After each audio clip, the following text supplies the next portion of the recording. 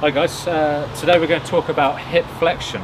So hip flexion is being able to hinge from the hips without any lower back rounding, without bending our knees. Okay, so what we're also going to talk about is deadlift setup and how important the setup for deadlift is in order to get your body prioritized to then lift the weight.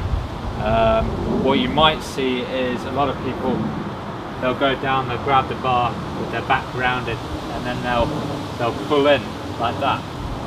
Basically, it's not entirely right because you're using your hip flexors to pull yourself back into position. Now, if you can't, for instance, if you can't address the bar, well, if your back rounds and your legs bend, then we probably need to work on some form of hip flexion, i.e. opening up the glutes, the hamstrings, but today we're going to talk about opening up the sciatic nerve, trying to get that looser, so because that travels through the glutes piriformis, through the hamstrings, sort of beneath bicep femoris, and obviously up into the lower back. So if we can loosen up that area, hopefully that will basically improve your setup for your deadlift, and you'll hopefully then improve your deadlift. So we'll show you on Tom. So if Tom goes into a sort of a flex position, so his legs are going to be straight, but he's just going to flex over. We're going to see how far he can go. Okay, so he gets to, if you come up a little bit, he gets to just here. Okay, so if you imagine the bar is probably going to be about here. Okay, so he's got roughly probably 6 inches to go till he gets to the bar. So what we're going to do is we're going to floss out the nerve on each leg and see if we can improve that range. Okay, so we're going to put 1 foot forward. Okay, we're going to push the hips back till we feel the stretch. Okay, once we feel that stretch, we're going to pull our chin to our chest.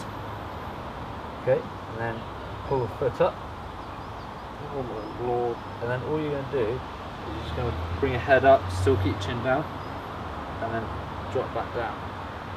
Okay, so we're going to do three sets on each leg, or I want you to do 3 sets on each leg.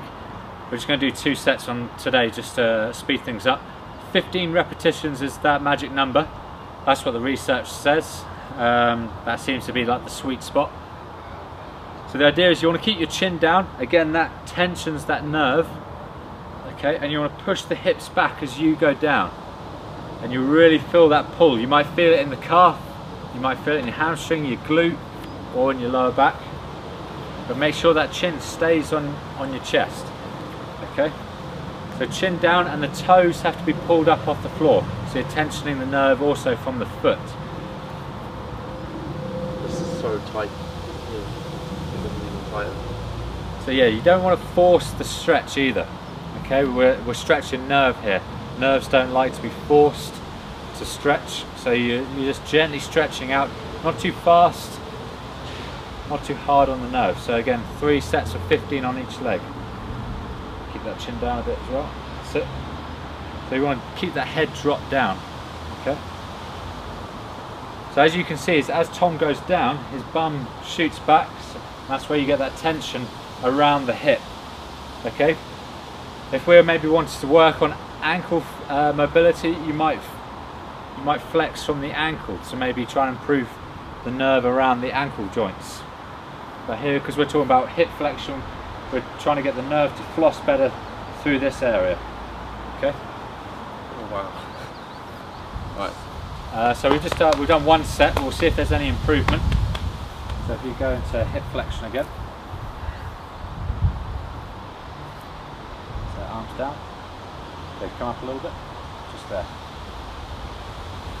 Okay, I'll probably say we're slightly lower. So I'm sure if Tom did another set or 2, that he would probably be able to get to the bar without his lower back rounding, without the knees having to bend. Okay, so you should have that range of motion to get to the bar. That means you can get your hips adequately low enough to the bar, and also keep your hips close enough to the bar. If your hips are too far away, you're just going to push your hips up. If your hips are too low as well, it's the same thing's going to happen. You want to be somewhere in the middle. Okay, thanks for listening guys, hope it works.